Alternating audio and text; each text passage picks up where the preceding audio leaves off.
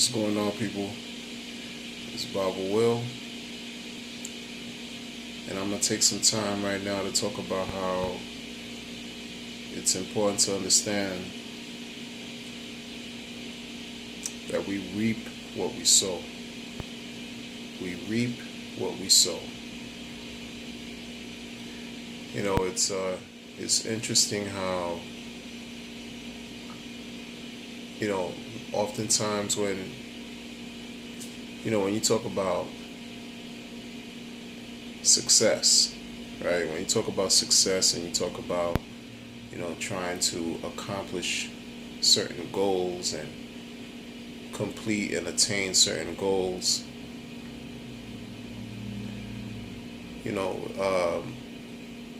it takes a certain quality. It takes a certain type of quality and dedication to apply in order to reach a certain level of completion as far as goals are concerned. Why is it that there are more people who, as far as when you think about success, right? When you think about people who are successful, who've made it, quote unquote, why is it so few compared to the majority who are nowhere near successful, who are pretty much in many cases playing behind the eight ball? And what I mean by that, why is it that many people are suffering, for different reasons? They haven't been able to reach their goals, and they're failing. There's all types of philosophies that exist. Even the concept of you reap what you sow, and karma, and the laws of cause and effect. These are very, very old concepts, very, very old laws that pertain to nature, laws of nature, if you will. That we don't adopt, or we may hear it. What comes around goes around, or we might be able to embrace certain ideology. What you put out, you receive. But how is that? How is it that this works? Because obviously there's something that's taking place that's creating this reality of how you reap what you sow. And it ties in with a person's level of success or lack of. In my short life, I've realized that people who are successful carry, or they follow, a certain quality. And that quality, whether they believe it or not, this is just something I've been able to identify from my research. They exercise this ability to accomplish their goals through the power of thought, exercising their mind, exercising their mind to the point where they understand what thought is, they understand what intentions are, they understand that how important it is to put their thoughts and intentions and words into action to create a certain reality. Because why it's important to understand how we reap what we sow, our minds are like fertile land. Compare your mind to fertile land where you have seeds and you can just, seed the grounds to produce, seed the grounds to produce fruit, to produce crops, to produce vegetables, in essence to live. You know, the land will produce whatever you give it. If you feed the land poison, the land will produce poison. It's the same principle. If you feed it positive energy, it will give you back positive energy. The same relates to the mind. You feed the mind positive thought, the mind will reward you in kind. It will reward you in kind.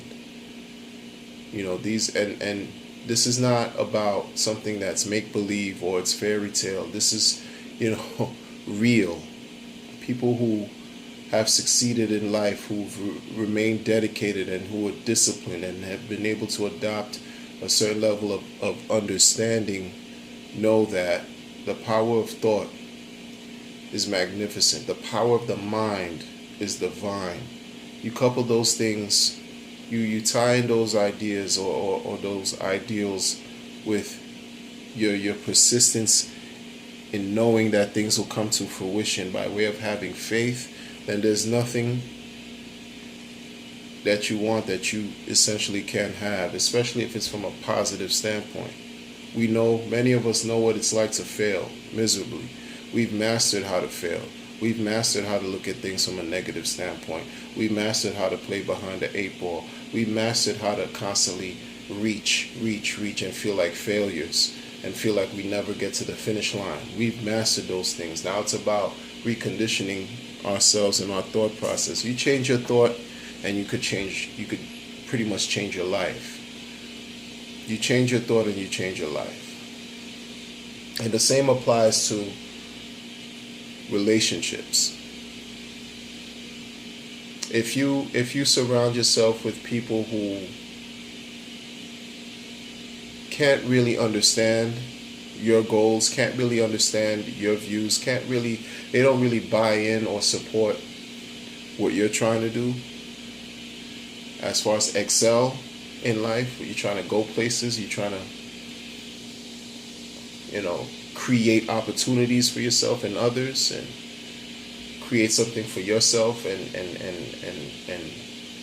so you could pretty much give back to the community or to the world. And if you have people around you who can't understand these things, that's part of the group of bad seeds that are infecting your mind that you don't need.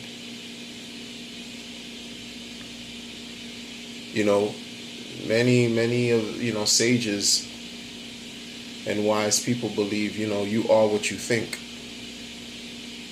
You think, therefore you are. I'm not trying to propose a philosophical type of discussion here or anything. By the way, subscribe to my channel, like and subscribe to my channel, and share, and leave a comment also. I'm not opposed to anyone who wants to leave a comment, but going back to what I was saying, if you have individuals who don't share your views or who may go against what you have to do, and you know that your purpose and your plan is to do good, and what they're doing is pretty much taking away or reducing or shedding negative light, judgment, criticism, connotation, basically trying to hold you and drag you down,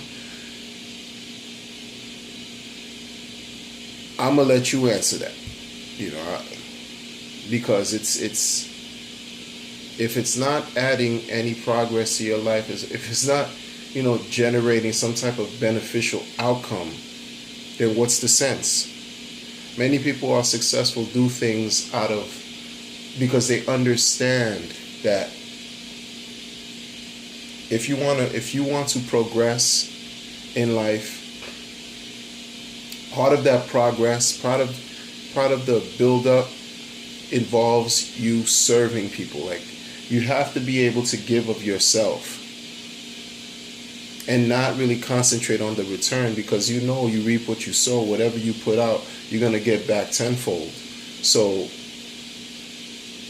in understanding how prosperity works, you need others to have some type of mutual transaction or exchange taking place by way of serving Or, if you're in a business, you have a product that you're selling, or you have a service that you're providing. You have to give of yourself. You have to give of yourself freely, with no attachments, with no reserve, no hesitation, no resistance, to then receive in abundance. Because a lot of times we're talking about, once again, dealing with certain laws of nature that apply to all of us, whether we want to admit it or not. We're governed by a higher power, right? And again, this is not a commentary to speak about anything religious per se or spiritual per se, but the facts are the facts. We're governed by higher forces. We have functions within ourselves that are involuntary, that we just can't control. That's governed by a higher power. There are certain laws of nature that take place that dictate how things go. We can't fight against that. So, in other words, once we have our positive ideals in place and we're working on a consistent basis to make sure that these things are met, as far as we're reaching our goals, we have these goals set,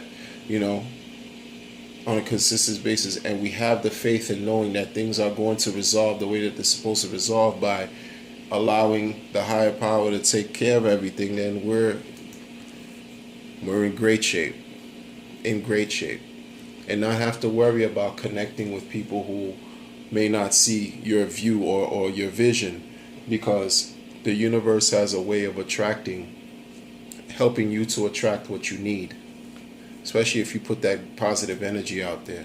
Because if you've been one who've been, living a life that's been somewhat hard and filled with struggles and challenges and hardship, like they say, misery loves company.